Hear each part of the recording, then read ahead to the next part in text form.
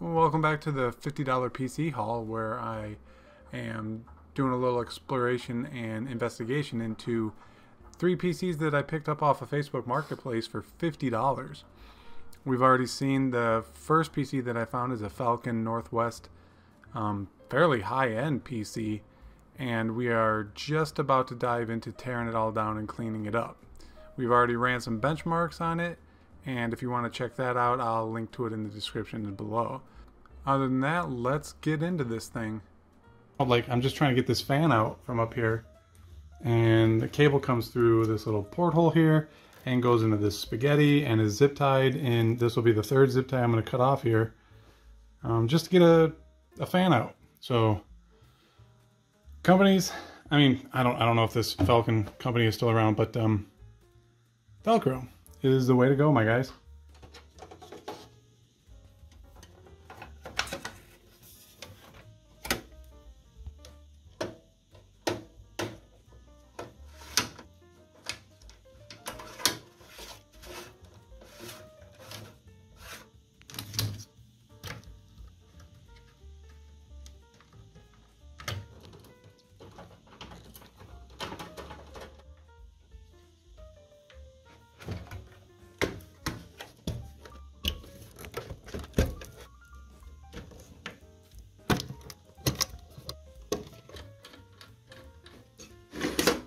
Ew.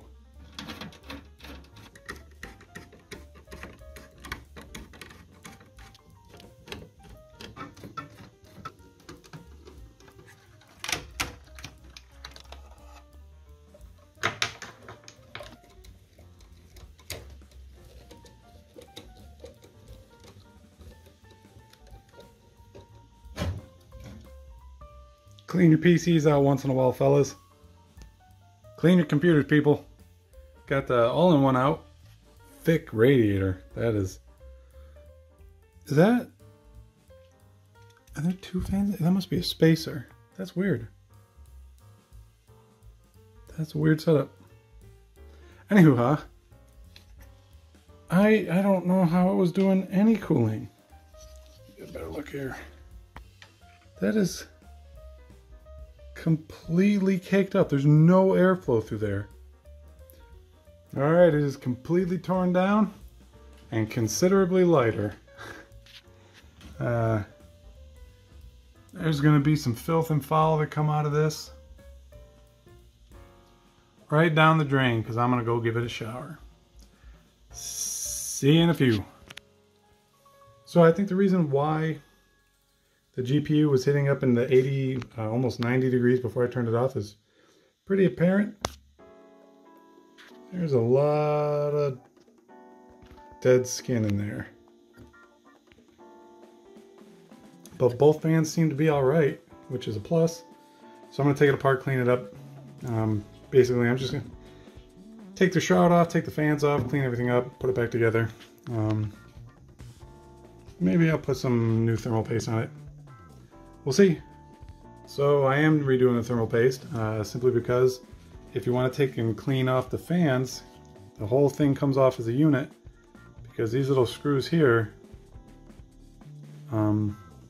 tuck between the PCB and the heatsink, so you can't take the screws off to get the fans off unless you take the entire thing apart. So no big deal, it's not hard to do, and now it'll have clean thermal paste.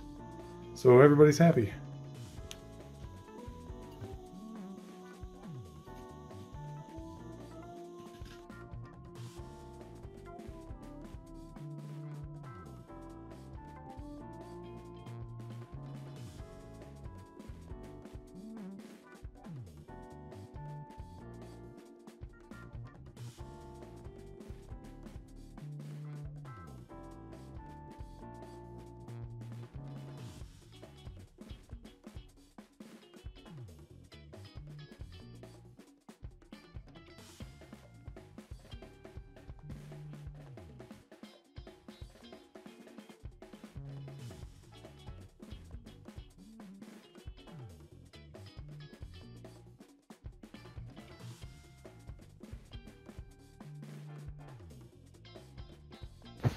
Okay, cleaning off the cooler, the AIO. I noticed that one fan is pretty happy. The other fan, not so much. Doesn't like to spin. It's probably all gummed up with, you know, dust and stuff inside the bearing. Sometimes you can take them apart and clean them up and get them pretty much good as new, like its friend over here. Simple way to do that. Flip it over. So usually they have this sticker on here. I've already pulled it off of this one. Here it is. And inside here, that little white disc, you can pop that off with a set of tweezers or something. And then you can pop the whole fan out and just clean the dust and the gunk and stuff out of there.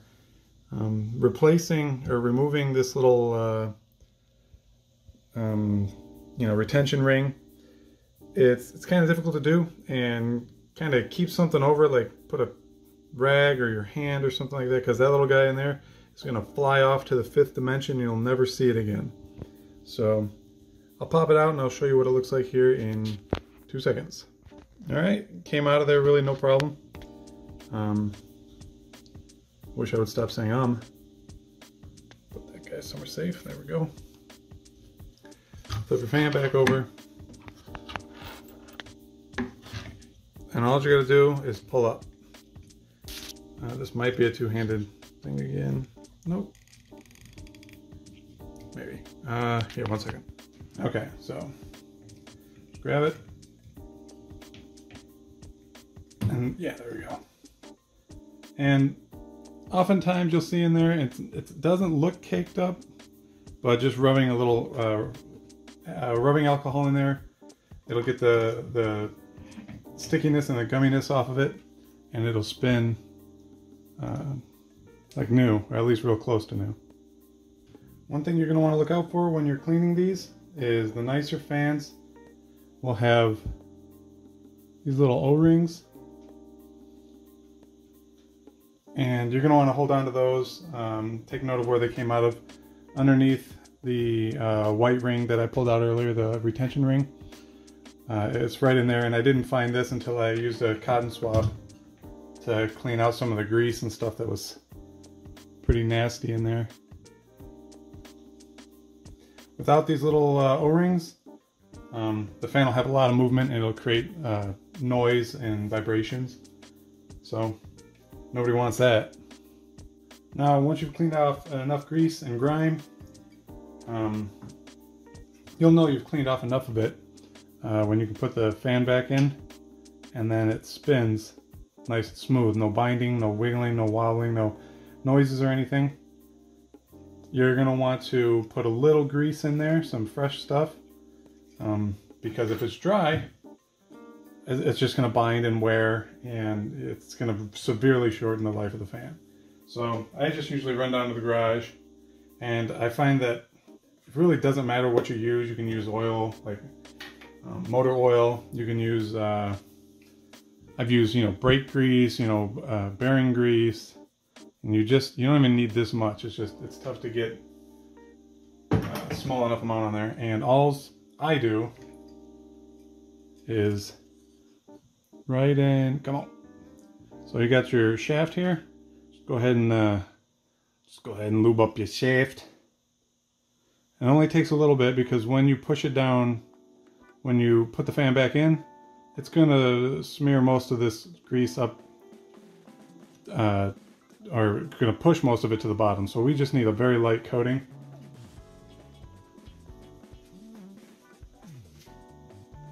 And then wipe the excess off. You just, like I said, it just needs to be slippery.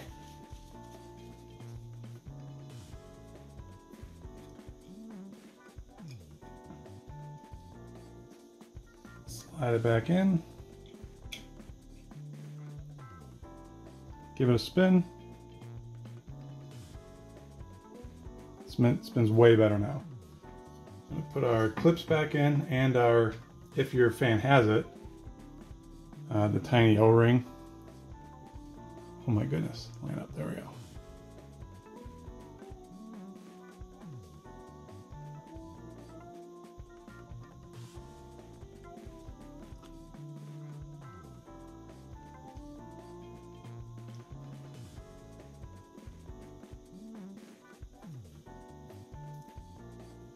And here comes the hardest part of this entire operation.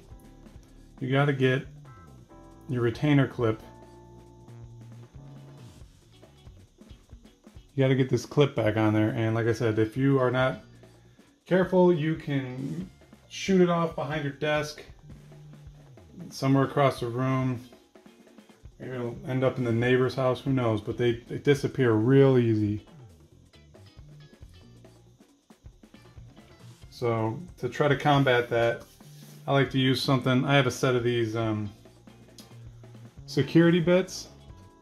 They're real nice because they got that, you know, the center hole taken out of them. So if you line it up just right, show you what I mean. You sit that clip right on the top, and then put this down over top of it, just push. It'll find its home pretty easily. And then to make sure it's secure, just pull down a little bit. Seems secure. Awesome. And now we got a working fan.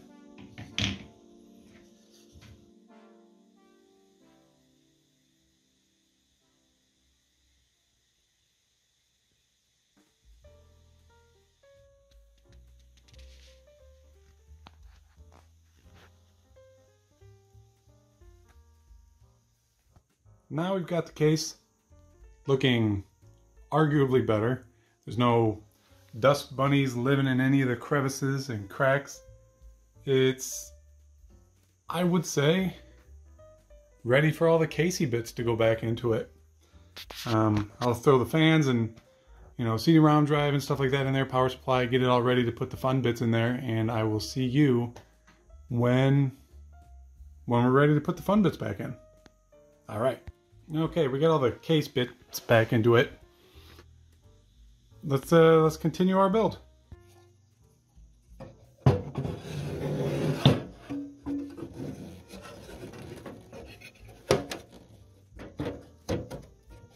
So I want to point out another sort of testament to the quality of this case. Usually when you set a motherboard into the case onto the standoffs, they don't line up as perfectly as these do.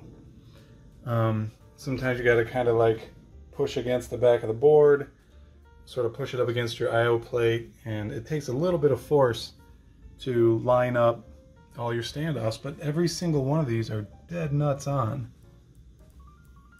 It's really nice. I just got the all-in-one hung up on the back of the top of the machine. Yeah, I guess you'd call it the top. And it's weird because I put it in and I started looking at it, and you can see it looks crooked versus the RAM. And I'm looking around and I'm like, oh, that's really weird. What's going on? Is something caught behind it? You know, is it mounted weird? And then I noticed the top of the machine slants downwards. It's a weird design choice. Running wires through it is kind of difficult, as your front panel wires and USB and stuff like that. There's no room down there. You can't really see well, but the motherboard is crammed up to the bottom of the case, and the pass-throughs they have down there, there's just enough room to run your wires. With such a large case, you wouldn't think there would be any kind of cramped quarters, but here we are.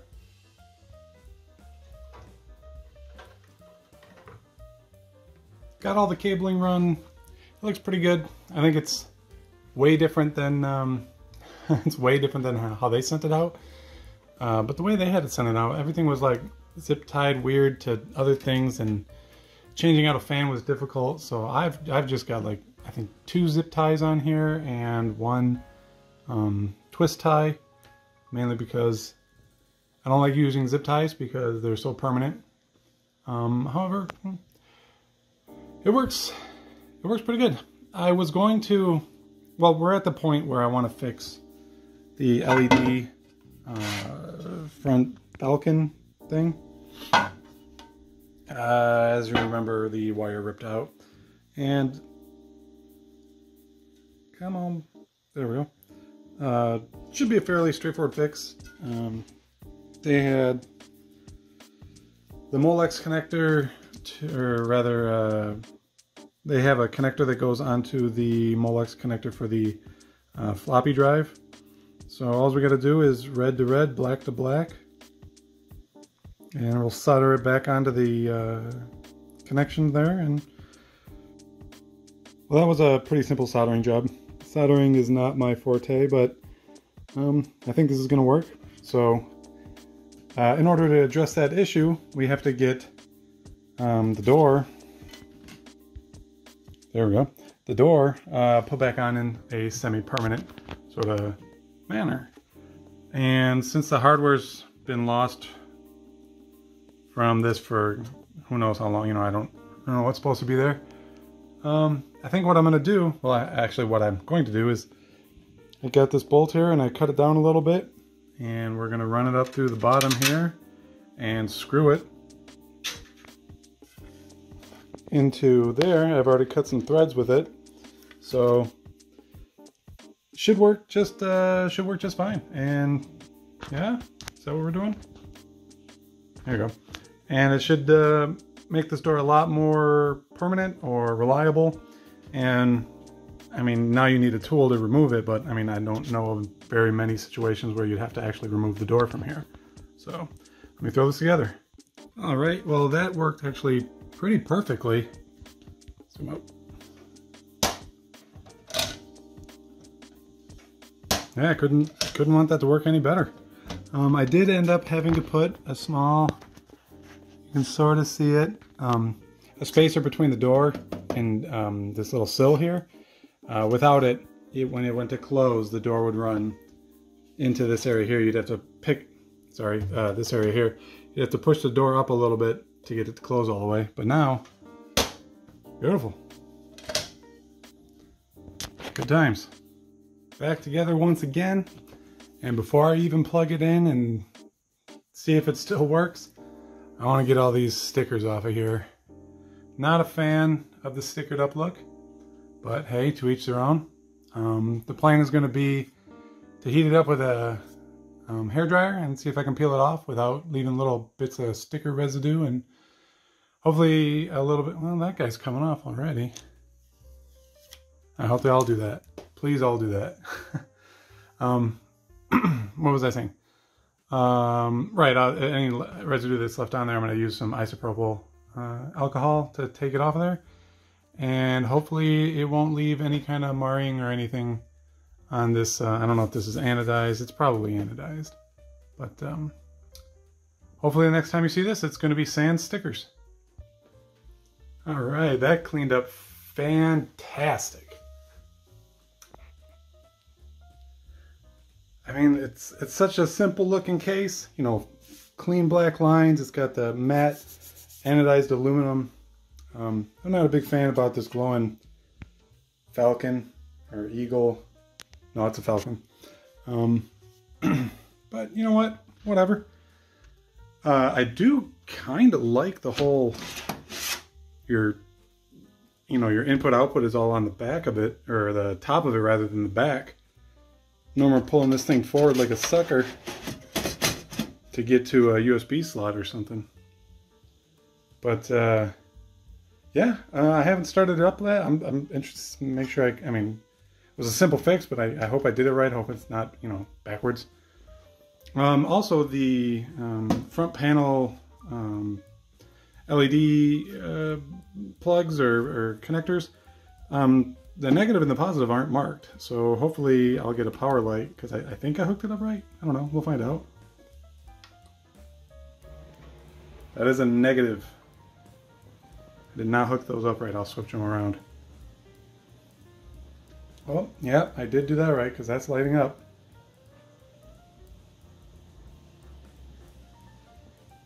We're gonna get a picture. We're getting a picture. Fantastic.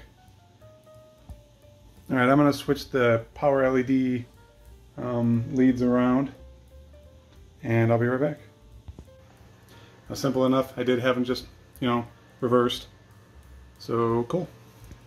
Real quick while this is starting up, I made a couple of changes, nothing big to the case, just mostly the way, wires are running, stuff like that. But you'll notice that I took this panel out, the one that was like the airflow director, mainly because the USB 3.0 I wanted to plug up here. There's another USB 3.0 back here somewhere.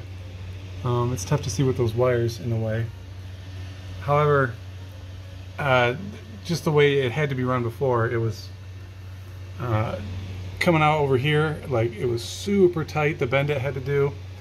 So I didn't like the way that was. And also, this is bringing in the majority of the air. I want the CPU cooler to get, as much air as it can. That's moving a lot of air. Not that it was running super hot before, but now it'll be better. Also, I noticed there was this little switch here. So I'm imagining it's the speed of this.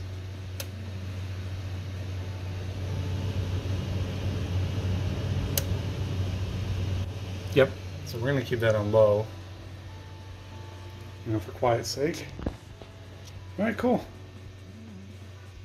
Not that I thought anything would change, but we are still running 27 degrees on the CPU with the AIO mounted above the CPU, or mounted above the pump. So that's pretty nice. Also, I believe it was running 29 degrees in the BIOS when I just flipped the whole computer over. So now we're getting even cooler. I'm going to attribute that to a new thermal paste. So just ran Cinebench for the third time, like I normally do, to make sure cooling's working fine. And our package only got to 55 degrees, which is quite an improvement from the last time we ran it. I mean, no doubt there was going to be an improvement. I mean, the lack of airflow on that cooler was insane.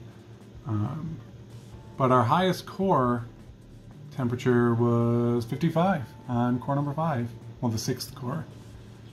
So, dang, that is a huge improvement. Gonna run Heaven Benchmark again. The last time we ran it, if you remember, we hit temperature, we almost hit 90. I think it got to 89 degrees and I shut it down. So after we cleaned it all up, let's see if we get a better, well, we're going to finish it, so we're going to get a score. Let's see if the temperatures are in check. Okay, we finished the test. And I don't believe we saw any higher than 68 degrees, which is a huge improvement over 90. 45 FPS, or 1134 score, minimum FPS 8, maximum FPS 88.7. Not bad considering how old this machine is. I believe I saw somewhere it was built in 2011. Hey.